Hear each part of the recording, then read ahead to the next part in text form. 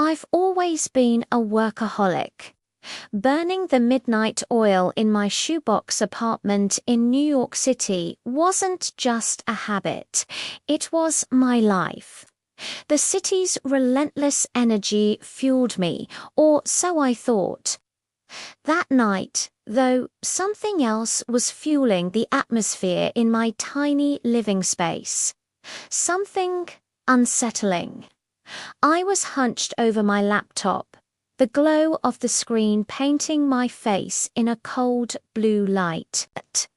The project was a monster, demanding every last ounce of my focus.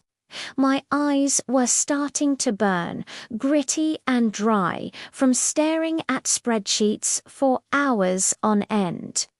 I finally gave in to the protest, letting my eyelids fall shut for a blissful, momentary darkness. When I opened them, something was off.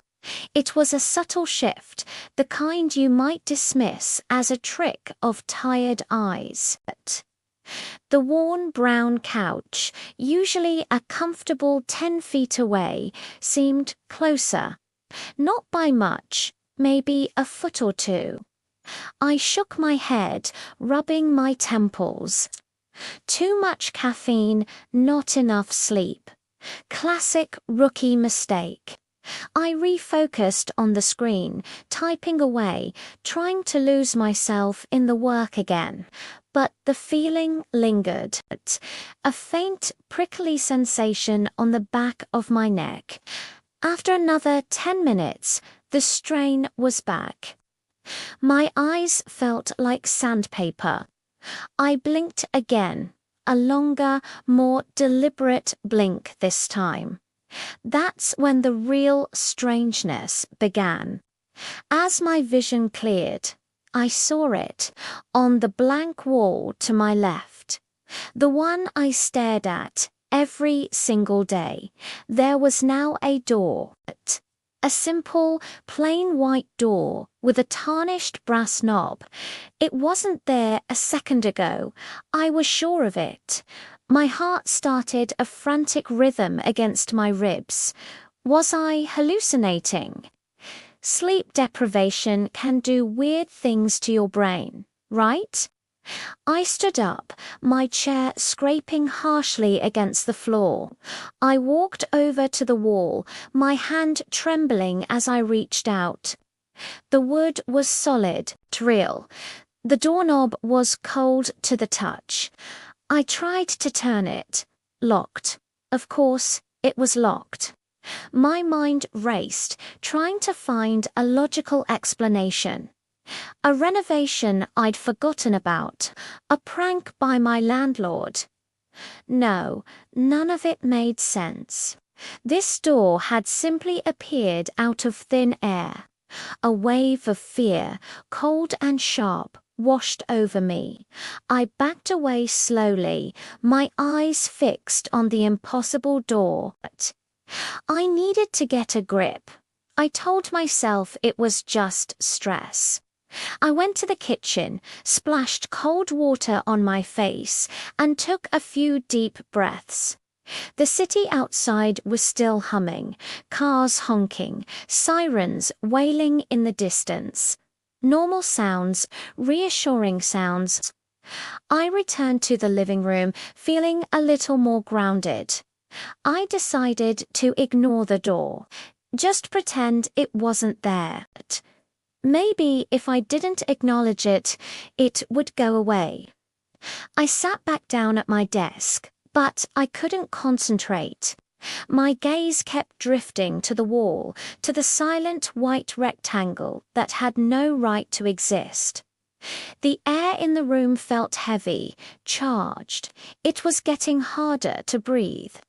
The walls, which had always felt claustrophobically close, now seemed to be actively pressing in. The ceiling felt lower. It was an optical illusion, I told myself. A side effect of panic. My eyes were watering now, begging to be closed. I fought it. I fought it with every fiber of my being, convinced that if I blinked, something even worse would happen. I stared, unblinking, until the room swam in a blurry haze and tears streamed down my cheeks. The burning became unbearable. Finally, I couldn't hold on any longer. My body betrayed me. I blinked. A hard, convulsive blink. When my eyes opened, the room was tighter. It wasn't an illusion this time. The space had physically shrunk. The couch was now practically touching my desk. The new door was only a few feet away. The walls had visibly crept inwards, the ceiling descending like a slow-motion trap. Panic seized me completely. I scrambled backward, my chair hitting the encroaching wall behind me with a solid thud. My breathing came in ragged gasps. This wasn't a hallucination. This was real. Every time I blinked, my reality was being rewritten, distorted. The room was a cage, and my own eyelids were the key turning in the lock, making it smaller and smaller. I had to keep my eyes open. I had to. I used my fingers to pry my eyelids apart, a desperate, crazy act. I stared wildly around the shrinking room, a prisoner in my own home. The city lights outside the window seemed distant, a world away. How long could I last? Seconds? Minutes.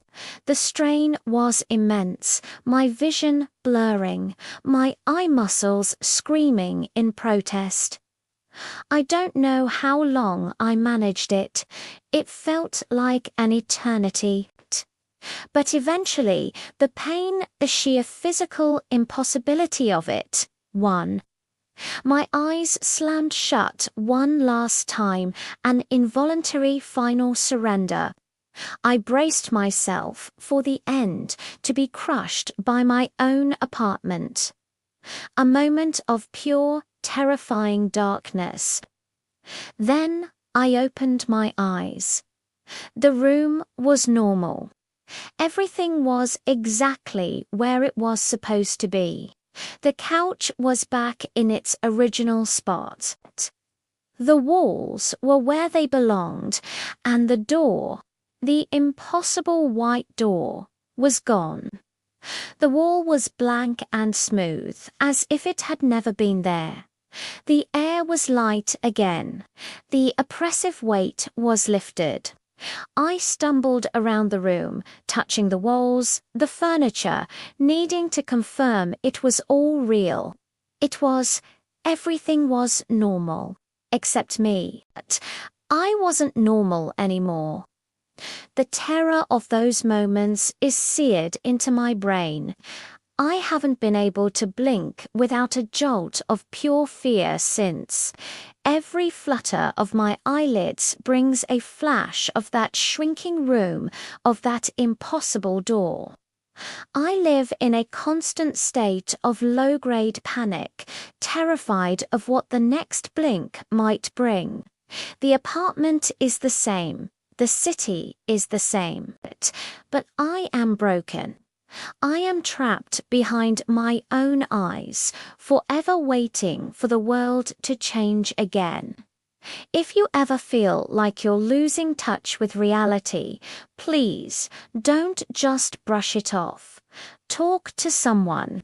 Reach out to a friend, a family member, or a mental health professional. You don't have to go through it alone. There's help available, and taking that first step is a sign of strength. Thanks for watching.